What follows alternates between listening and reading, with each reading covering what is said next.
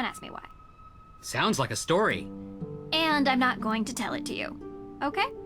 So, Nancy, what do you think we should focus on for the investigation? The arson that happened last week. And we haven't had the chance to collect any alibis yet. We need to ask everyone we've met where they were on the night of the arson. Corroborating their answers with whomever they were with will help bring into focus who is and isn't a suspect. Judge Danforth mentioned that he was the victim of a burglary. What was stolen? We don't know. The judge was working with Tegan on developing a case for the Accused Witches organization. The what? The descendants of the accused witches of the 1692 Salem witch trials. They're staking a claim to the Hathorne estate due to unjust dispossession and execution of their ancestors. It's one of the reasons I searched for the Book of Apologies in Austria, as it contains a record of wronged families. But someone swiped it right under my nose.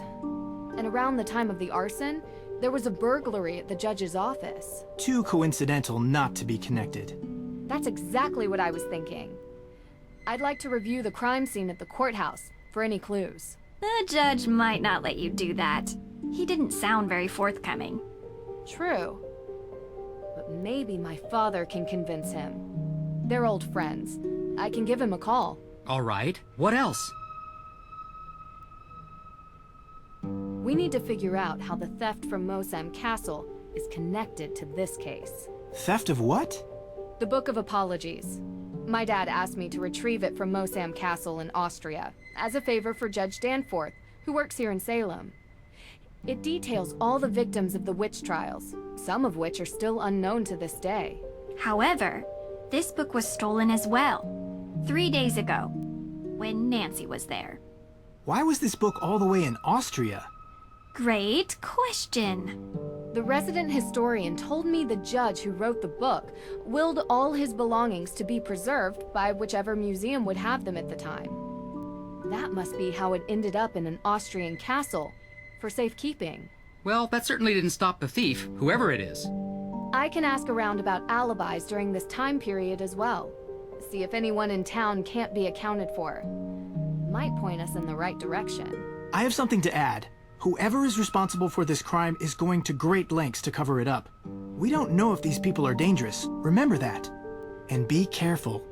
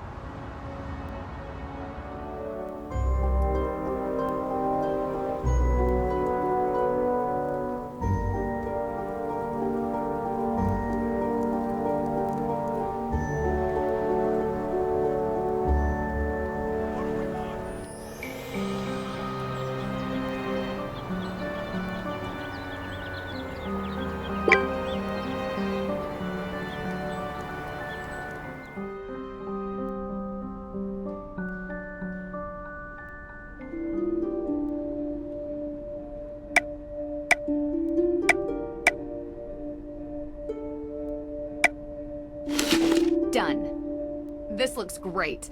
Now to find a nice place to put it. Nancy, hey, how's the investigation going? Pretty well. You know, it would really help if I could get May to talk to me. She hasn't given her alibi yet. No. And everyone seems to have one, except her. Everyone? Is it possible that it could be someone from outside of town? A visitor or something? Absolutely. But statistically speaking, crime is rarely a random occurrence. It's a mystery to me. You have anything you wanted to talk about? What's the history behind the Hathorne estate? Right. Well, Judge John Hathorne was born and raised in Salem. His father was a decorated military man who had many real estate holdings throughout New England. And when Judge Hathorne became a justice, he tried to expand those holdings. Much of the land that the Hathorne estate was built on was actually seized property from accused witches. So awful. I think the land stealing part was even mentioned in Olivia's tour. Didn't expect her to actually care about the history. At the time, no one made the connection, not even in court documents. But it happened. Do you think the fire is somehow related to Salem's history with witches? What do you mean? Like, is it meant as a symbolic gesture? Because that's how most witches died? That was a European thing. No, they were more civilized in the New World. We hung our witches. Short drop so they slowly choked to death. A couple more died in custody awaiting trial, and one, an elderly man who refused to testify, was pressed to death. Pressed? Yeah. They put a bunch of heavy stones on top of you, over a period of days. That's horrible. She did not know the weight until she felt the freedom. Scarlet Letter. Also a descendant of Judge Hathorne. Except Nathaniel Hawthorne was so horrified with his family's history that he added a W to change it. Wow. The focus on descendants isn't really something they teach you in school. Yep. We think our world is so much more advanced now, but we have a hard time escaping our past.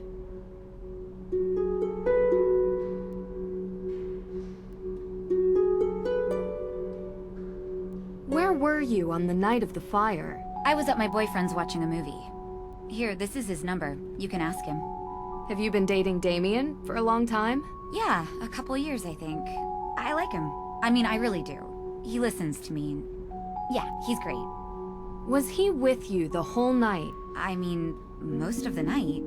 I don't think he's capable of arson, if that's what you're suggesting. You trust him? Absolutely, 100%. Go ahead, call him. You'll see.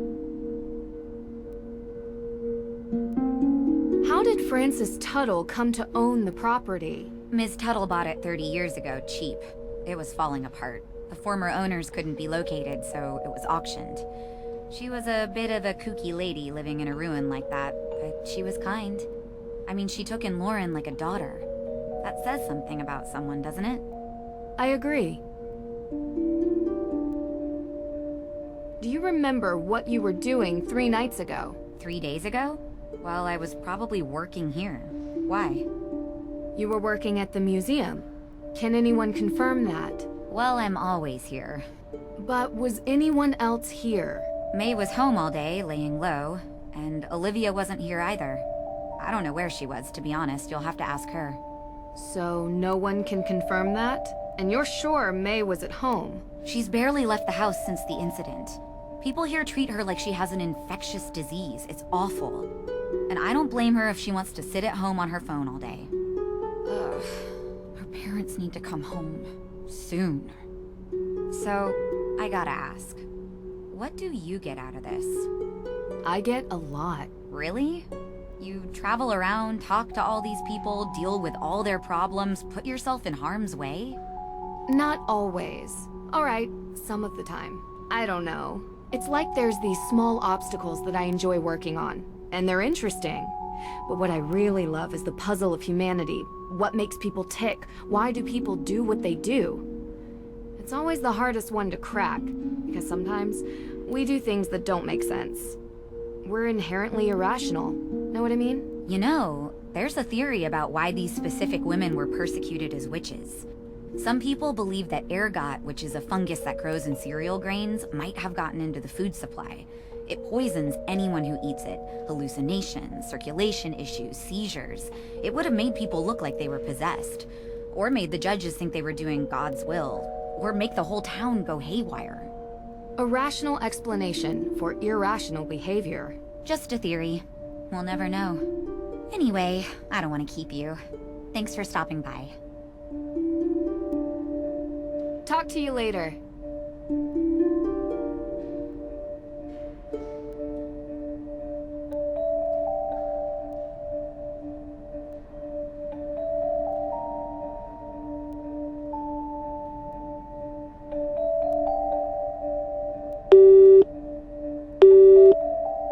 Hey, you've reached Carson Drew's home number. For business inquiries, please call my office and I'll get back to you. Anyone else is welcome to leave a message after the beep.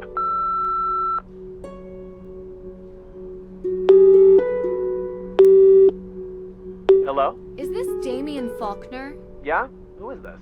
Hi, my name is Nancy Drew. I'm a private investigator currently working the Hathorn House case on behalf of Judge Danforth.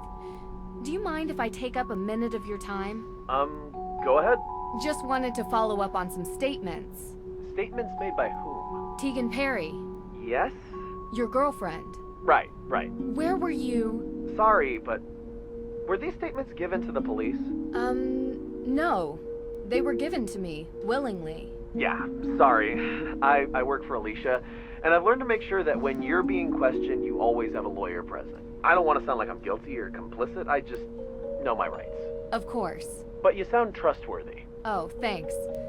How long have you worked for Alicia? I've interned for her for a while, but she doesn't really pay attention to me. You seem to know a lot about legal framework. I listen to her on the phone. A lot.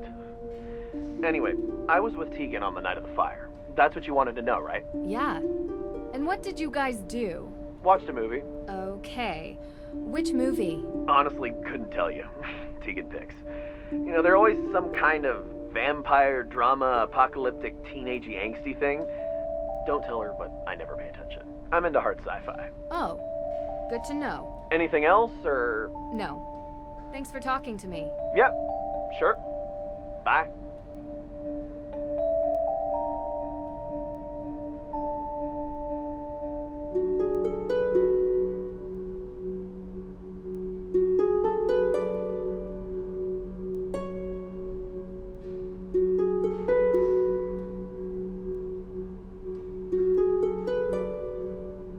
It's a long shot, but maybe one of these matches the piece found inside the fake ghost.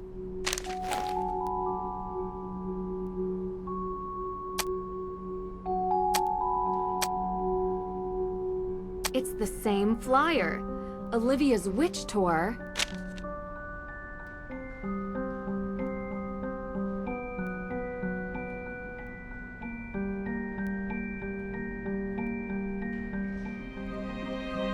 You're back! Great. Let me guess. More questions? Spooky how you could tell. Though it harm none, do as thou wilt. Okay. I'm saying I guess it can't do any harm.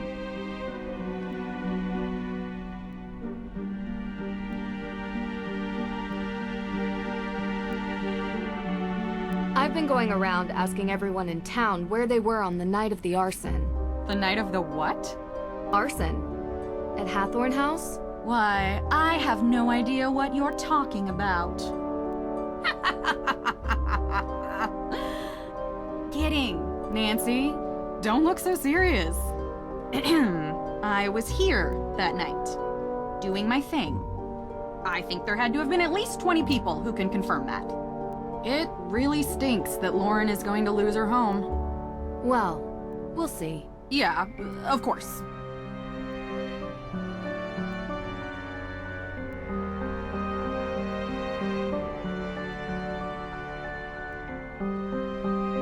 I found this flyer in the cemetery. Is it yours? Yeah, it's pretty torn up, but I'm sure it's mine. Where'd you say you found it again? In the cemetery, stuffed in a fake ghost. Know anything about that? Ugh, how do people in this day and age still litter? It's such a shame, especially bad with tourists, you know? They don't live here, they think it's all one big joke, and oops, my trash and now your trash. They should imprison those people. I mean, just for a day, or something.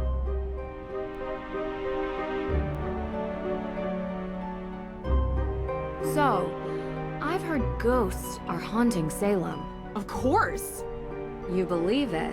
How could I not, when I've seen them with my own eyes? Really? Can you describe what you saw? Sure. It was dark, foggy.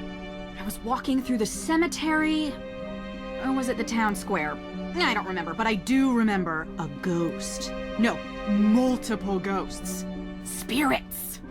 And did you ever see any ghosts near Hathorn House? As a matter of fact, I did. I told you that a coven of witches unleashed them on the town a few years back. They will not rest until they get their vengeance. Let me guess. You can't find proof of a living soul present at the house the night it burned. Maybe the culprit wasn't among the living? That sounds even harder to prove. Have you seen